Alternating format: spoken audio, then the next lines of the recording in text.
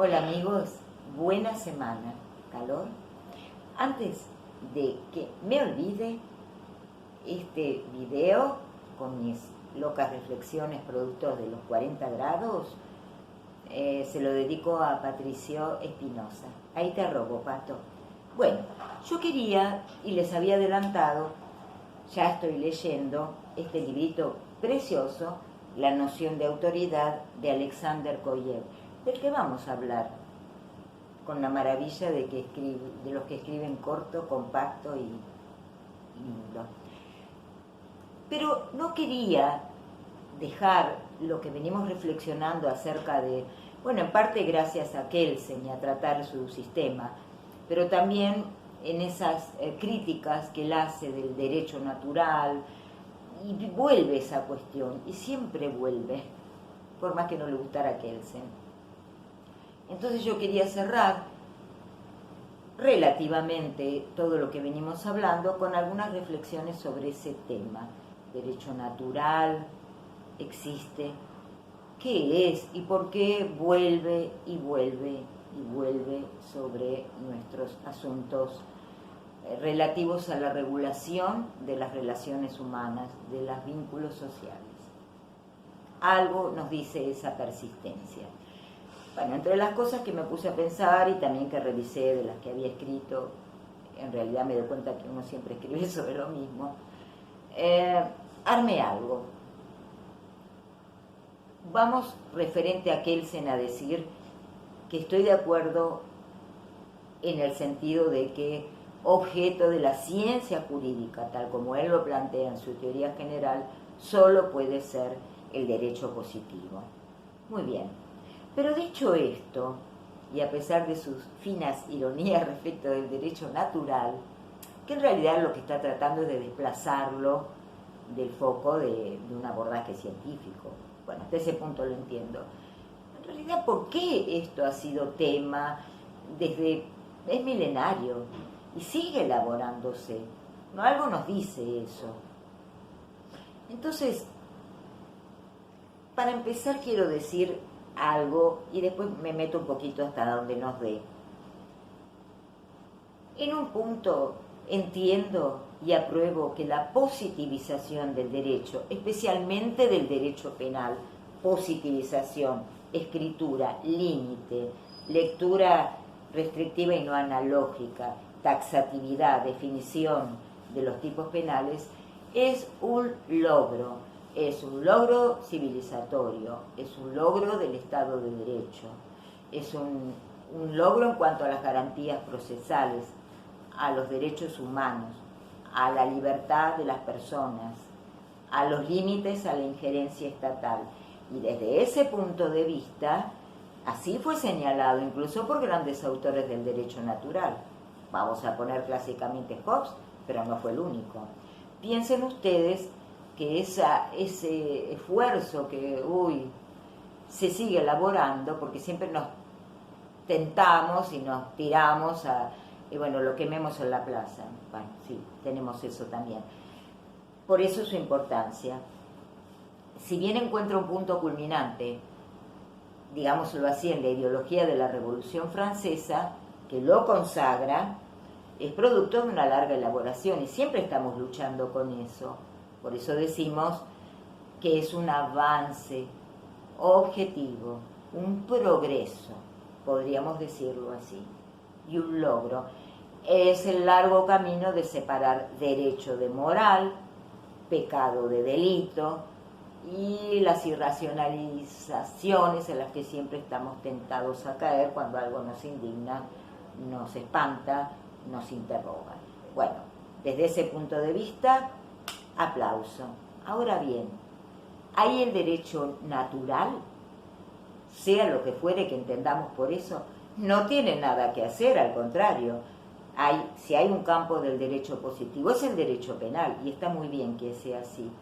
Sin embargo, gran parte de ese aporte, y sobre todo su corona para mí, que es la teoría general de los derechos humanos y su internacionalización, especialmente a partir de la posguerra, yo le voy a dar ahí el poroto al derecho natural, a los doctrinarios del derecho natural. Piensen en la cantidad de pensadores, incluso siendo desde un Hobbes así muy, no autoritario, pero defendiendo a rajatabla el poder centralizado del Estado, hasta otras expresiones que no son así, todos aportaron a eso desde el campo del derecho natural. Todos, especialmente liberales, anarquistas, libertarios, socialistas, y en ese sentido es un aporte progresista, lo es, y eso lo defiendo, hecha la salvedad que hice anteriormente. ¿Y por qué viene todo esto que se me ocurre barruntar? Porque ¿de qué estamos hablando cuando hablamos de derecho natural? Fíjense que con un anclaje en Dios o no, en eso le doy la derecha a Kelsen, el anclaje en Dios, en los pensadores del derecho natural, en tanto principio universal, todos los hombres somos hijos de, vale para todo ser humano en todo tiempo y lugar, es el más firme. Él lo reconoce. Y lo vamos a ver en los grandes autores del derecho natural. No todos hicieron ese anclaje, pero sí muchos. Bueno, nos cuesta encontrar un anclaje tan firme en ese sentido, pero hoy podríamos decir que son los derechos humanos, con su debilidad y su fortaleza. Bueno, pero así es. El anclaje nunca es la firmeza total. No, pero es un ancla, es un rumbo, es una brújula y algo de lo que no nos podemos mover, en el mejor de los casos. Entonces, cuando yo lo pienso, todos estos autores, si queremos encontrarle algo en común, es estar buscando lo que podríamos llamar una norma primera, la norma fundante, la norma fundamental, porque si decimos que está inscrita, como dice Hobbes, en el corazón de todos los hombres, la pusiera Dios o no, no importa, eso entra al campo de las creencias, pero sí alude a una universalidad. ¿Pero de dónde sale eso? Porque si es cultura, ¿cómo puede ser universal? Me acordé, esto es un trabajo que yo hice, pero no me voy a citar porque es un poco... pero por algo lo traigo. Muchos deben conocer, especialmente los colegas, a Günter Jacobs, el enfant terrible del derecho penal alemán. Jacobs dice en una parte de sus maravillosos escritos cómo podemos plantear volver a la naturaleza. Pero si nunca estuvimos ahí, fíjense qué interesante, nunca estuvimos ahí. ¿Sí? ¿Por qué? Porque estamos atravesados por la regla. Si es comportamiento humano, no es naturaleza. Es regla, norma fundante. Bueno, algo de eso tiene el derecho natural, porque si no, ¿cómo podríamos decir que por más diferencias culturales que haya, aparece y vale para todo ser humano? Bueno, grandes autores se han ocupado de eso desde distintos lugares. Por ahora yo, o para cerrar, aparte de traer esta referencia de Jacobs, que es muy interesante, y dice... No hace falta un relevamiento empírico de la existencia de esa norma fundamental. Es un principio lógico, por eso es universal. Si la encontramos acá, allá, en el tiempo, en tal cultura, en esta, en aquella otra, eso es solo la ocasión, el fenotipo. Sí, es muy interesante de estudiar, pero lo único que nos muestra es que aparece para todo ser humano, para toda sociedad.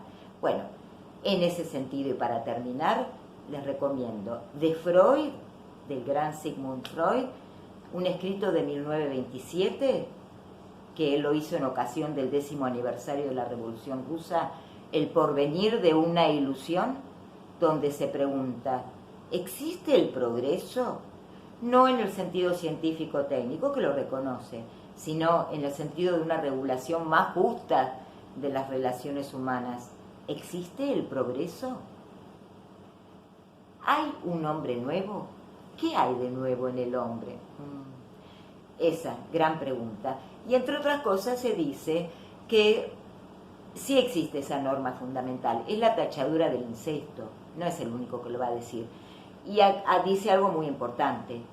Contrariamente a lo que se piensa, eso no es instintivo. No hay ninguna repulsa instintiva al acceso sexual de la madre al hijo o algún otro tipo de relación definida como vedada. No, lo que hay es regla, lo que hay es cultura, pero nos coloca en ese límite, naturaleza-cultura, desde el punto de vista de su universalidad. El otro que trabaja mucho sobre esto es el gran Lévi-Strauss. En las estructuras elementales del parentesco, Lévi-Strauss se pregunta: ¿qué es esa regla que veo por todos lados? Regla, regla con mayúscula. Y se contesta, bueno, es la tachadura del incesto, es el orden de los vínculos del parentesco, el orden del acceso al goce. No hay sociedad que no sea eso, no importa su grado, comillas, civilizatorio. No, toda sociedad es civilizada desde ese punto de vista. Y él dice, bueno, esa única regla social, pero es natural, es social, hay un tránsito. ¿Hubo un tránsito entre la naturaleza y la cultura? No lo sabemos. En todo caso, a veces tiendo a pensar, ¿es una excepción? No sé, es un milagro, no sé qué es, pero sí nos encontramos con eso.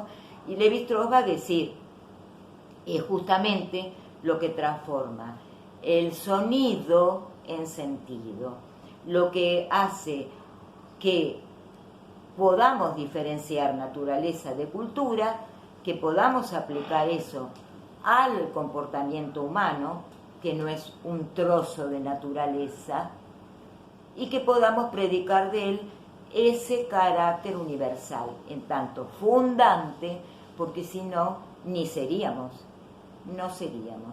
Bueno, estas reflexiones quería acercarles y quizás aproximarlas, trabajen, lean, a esa idea que estaba ya y que sigue estando de que puede haber una universalidad, límites que podamos invocar, que podamos reconocer, quizás estas normas fundantes, ese tránsito entre naturaleza y cultura. Muchas gracias, nos vemos con COIEP.